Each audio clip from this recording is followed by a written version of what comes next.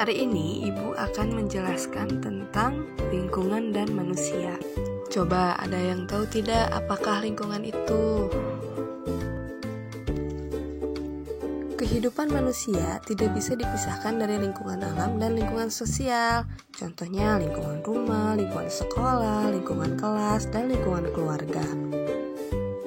Lingkungan menjadi penyedia berbagai sumber daya. Sumber daya itu termasuk sumber daya energi yang dibutuhkan untuk menunjang kehidupan manusia. Nah, tentunya manusia tidak bisa hidup tanpa lingkungan. Nah, lingkungan memiliki fungsi untuk kehidupan manusia. Apa sih fungsinya? Fungsi lingkungan yang pertama adalah sebagai tempat tinggal. Nah, di sini sudah jelas ya. Tanpa lingkungan kalian tidak akan bisa mendirikan rumah untuk kalian tinggali, ya. Nah, fungsi lingkungan yang kedua adalah sebagai tempat bekerja. Tentunya setiap manusia harus melakukan pekerjaan untuk memenuhi kebutuhan hidupnya. Dan untuk melakukan pekerjaan itu pasti dilakukan di dalam lingkungan. Nih, contohnya, seseorang yang bekerja di perkantoran pasti akan melakukan interaksi sosial di lingkungan perkantoran. Yang bekerja di lingkungan perkebunan pasti akan berinteraksi di lingkungan perkebunan.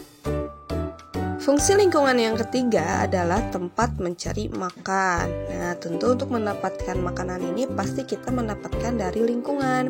Seperti nelayan memperoleh nafkah dari laut, petani memperoleh sumber penghidupannya dari lahan pertanian, pengusaha memperoleh sumber penghidupan nafkah dari proses produksi. Jadi, lingkungan itu sebagai tempat mencari makan. Lalu, bagaimana hubungan manusia dan lingkungan? Lingkungan sangat berperan penting bagi kehidupan manusia, karena manusia itu sangat tergantung kepada lingkungan. Seperti tadi, fungsi lingkungan untuk manusia itu kan ada 3, sebagai tempat tinggal, sebagai tempat bekerja, sebagai tempat mencari makan. Tanpa lingkungan, manusia tidak akan bisa melakukan aktivitas sehari-hari. Betul tidak? Pasti betul kan? Jadi oleh karena itu, kita harus menjaga lingkungan.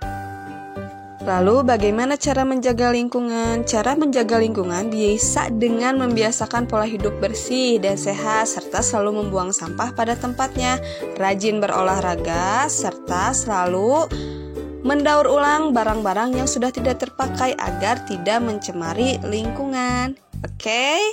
Nah, tetap semangat ya anak-anak belajar di rumahnya. Mudah-mudahan kita akan secepatnya belajar kembali di kelas. Mudah-mudahan wabah COVID-19 ini segera berakhir. Tetap semangat anak-anak.